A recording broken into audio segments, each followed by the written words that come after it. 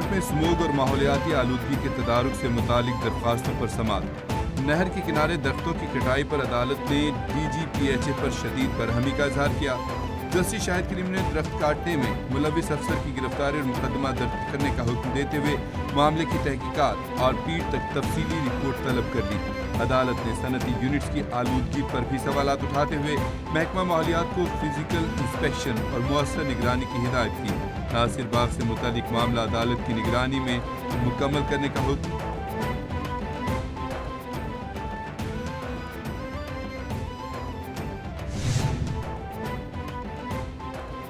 پنجاب کے سرکاری اسپتال میں ہر مریض کو اب انٹرنیشنل لیول کی جدید ترین ادویات ملیں گی۔ پنجاب کے اسپتالوں میں ہر مریض کی دوا اس کے ہاتھ میں ہوگی اور بر وقت ہوگی۔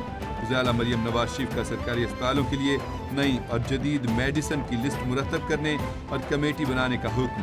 وزیر اعلیٰ پنجاب کہتی ہیں کہ 80 ارب روپے میڈیسن کے لیے دے رہے ہیں۔ ادویات کا نہ ملنا ناقابل فہم ہے۔ عوام کے پیسے اور وقت ضائع نہیں ہوگا۔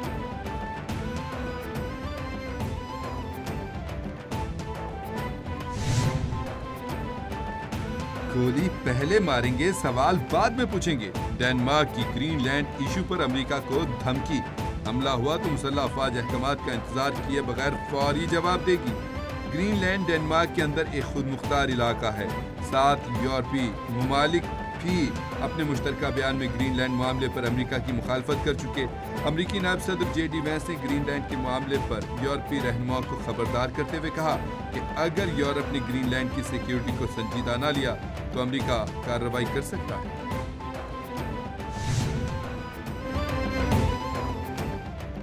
وینزویلا میں مزید امریکی فوجی اقدامات کے خلاف قرارداد بحث کے لیے منظور۔ 52 امریکی ارکان سینٹ نے قرارداد کے حق اور 47 نے خلاف ووٹ دیا۔ متن کے مطابق وینزویلا میں فوجی اقدامات کے لیے صدر کو کانگریس کی اجازت درکار ہوگی۔ کچھ ریپبلکن سینیٹرز نے بھی اپنے صدر کے خلاف ووٹ دے دیا۔ صدر ٹرمپ کی قرارداد کے حق میں ووٹ دینے والے ریپبلکن سینیٹرز پر تنقید، کہا وار پاورز بل کے حق میں ووٹ دینے والے ریپبلکنز کو شرم ہونی چاہیے۔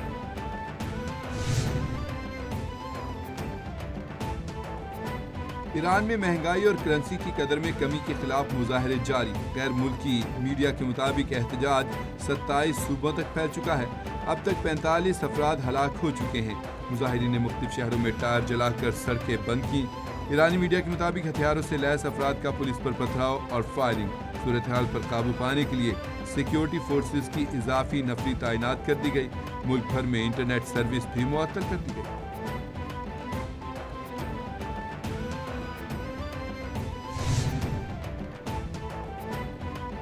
امریکہ کا روس سے تیل اور یورینیم خریدنے والے ممالک پر 500% ٹیرف لگانے کا فیصلہ۔ خبر ایجنسی کے مطابق امریکہ کا روس کی معیشت کو مفلوج کرنے کا پلان۔ امریکہ نے روس کے لیے سخت پابندیوں کی تیاری کر لی۔ ممکنہ طور پر امریکہ کی بھارت اور چین پر 500% ٹیرف لگانے کی تیاریاں جاری۔ امریکی صدر ٹرمپ نے سخت پابندیوں کے بل کی منظوری دے دی۔ بل پر ممکنہ طور پر اگلے ہفتے ووٹنگ متوقع۔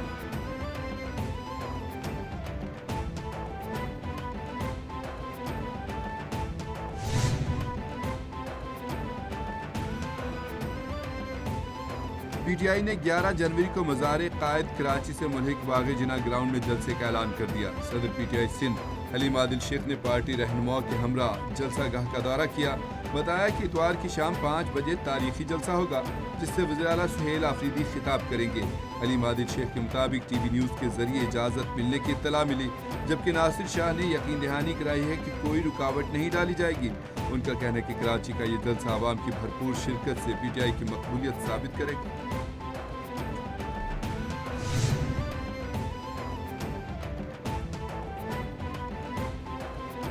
لاہور میں 6 سے 8 فروری تک بسنت کا تہوار منانے کا اعلان۔ ضلع انتظامیہ نے باقاعدہ ہدایات جاری کر دی۔ بسنت کے تینوں دن دفعہ 144 نافذ۔ 18 سال سے کم عمر بچوں کو پتنگ بازی کی اجازت نہیں ہوگی۔ خلاف ورزی کی صورت میں والدین کے خلاف مقدمہ درج کیا جائے گا۔ انتظامیہ کے مطابق پتنگ کا سائز مقررہ حد سے بڑا نہیں ہوگا۔ فائر ورکس اور ہوائی فائرنگ کرنے والوں کے خلاف سخت کارروائی کی جائے گی۔ بار بار کہہ رہے ہیں تمام پاکستان میں ان کمپنی سے بھی کہہ رہے ہیں, پورے ہیلتھ کیئر سے کہہ رہے ہیں کہ بھئی ہمیں لوگوں کو مریض بننے سے بچانے کے لیے کام کرنا ہے, ہمیں سک کیئر پہ کام نہیں کرنا. یہ تو ابھی آج ہم سک کیئر کی بات کر رہے ہیں, جو بیمار ہو کر ہمارے پاس آئے گا خدا نخواستہ ہم اس کے علاج کی بات کر رہے ہیں. وفاقی وزیر صحت سید مصطفیٰ کمال کہتے ہیں کہ عوام کو معیاری علاج معالجے کی سہولیات فراہم کرنا حکومت کی اولین ترجیح ہے. اسلام آباد میں تقریب سے خطاب کرتے ہوئے انہوں نے بتایا کہ پمز اسپتال میں کینسر کے مریضوں کو مفت ادویات دی جا رہی ہیں. اخراجات میں 70% کمپنی جبکہ 30% حکومت برداشت کرے گی.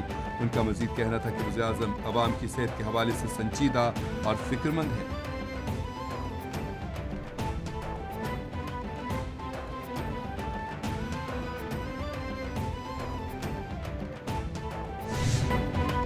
پھر سیٹی بجے گی, اسٹیج سجے گا اور تالی بھی بجے گی.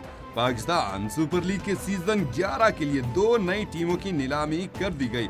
پہلے مرحلے میں پی ایس ایل کی 7ویں ٹیم 1 ارب 75 کروڑ روپے میں فروخت. 7ویں ٹیم ایف کے ایس کنسورشیم نے 175 کروڑ میں خریدی.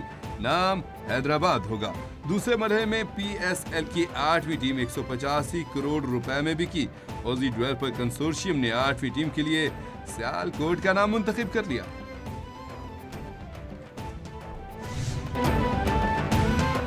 نئی ٹیموں کی نیلامی پاکستان میں سرمایہ کاری پر اعتماد کی کڑی ہے. وزیر اعظم شہباز شریف اور فیلڈ مارشل اس نیلامی پر خوش ہیں. چیئرمین پی سی بی کی دیگر کے ہمراہ نیوز کانفرنس. کہا امریکہ سے 5 کمپنیاں بیڈنگ میں حصہ لے رہی تھیں. پی ایس ایل ایک ٹورنامنٹ سے زیادہ بڑی حیثیت اختیار کر چکا. نیلامی سے 36 ارب روپے ملیں گے. امریکی ناظم الامور نے کہا کہ امریکی کمپنیاں پاکستان میں سرمایہ کاری کر رہی ہیں جو خوش آئند عمل ہے.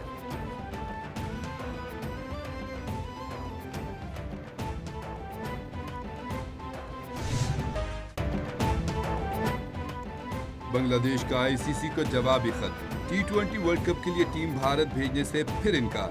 بنگلہ دیش کرکٹ بورڈ نے انٹرنیشنل کرکٹ کونسل کو تفصیلی خط لکھ دیا. ذرائع کے مطابق بی سی بی نے آئی سی سی کی جانب سے اٹھائے گئے تمام سوالات کا شواہد کے ساتھ جواب دیا. بی سی بی نے کرکٹ ٹیم کے علاوہ دیگر سٹیک ہولڈرز کی سیکیورٹی اور ویزوں کا معاملہ بھی اٹھایا. بی سی بی نے ٹیم کی سیکیورٹی کے حوالے سے خدشات اور حکومتی پالیسی کو دہرایا.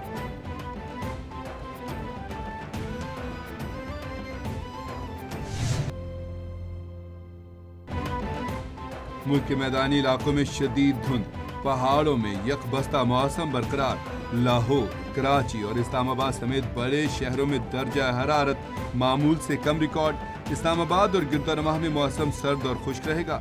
محکمہ موسمیات کے مطابق سردی کی موجودہ لہر 18 جنوری تک برقرار رہنے کا امکان. بارش کا کوئی امکان نہیں ہے. مری گلیات اور ملحقہ علاقوں میں شدید سردی کا امکان. برف باری بھی ہوگی. گلگت بلتستان اور کشمیر میں موسم شدید سرد اور خشک رہنے کا امکان ہے. پہاڑوں پر برف باری کا سما. مختلف مقامات پر کوہرا بھی پڑے گا. برطانیہ میں برطانوی طوفان گوریٹی کے باعث ویسٹ مڈ لینڈز ریجن میں دہائی کی شدید ترین برف باری ریکارڈ. غیر ملکی میڈیا کے مطابق 100 میل فی گھنٹہ تک کی طوفانی ہواؤں سے برمنگھم ایئرپورٹ کا رن وے بھی بند کرنا پڑا. کارنیوال میں 160 کلومیٹر فی گھنٹہ کی رفتار سے ہواؤں نے درختوں کو جڑوں سے اکھاڑ دیا. لندن سمیت کئی علاقوں میں شہری گھروں تک محدود ہو گئے. انتظامیہ نے عوام کو غیر ضروری سفر سے گریز کا مشورہ دیتے ہوئے ایمبر الرٹ جاری کر دیا. اور پاکستانی فلم انڈسٹری کے لیجنڈری اداکار سلطان راہی کی آج 30ویں برسی. سلطان راہی نے 1956 میں فلم باغی سے اپنے فلمی کریئر کا آغاز کیا. 1979 میں فلم مولا جٹ کی کامیابی کے بعد شہرت کی بلندیوں کو چھو لیا. اپنے طویل فلمی سفر میں 800 سے زائد اردو اور پنجابی فلموں میں کام کیا. سب سے زیادہ فلموں میں اداکاری کا اعزاز Guinness book of world record میں درج کروایا. 9 جنوری 1996 کو گجرانوالہ میں انتقال کر گئے مگر آج بھی مداحوں کے دلوں میں زندہ ہیں.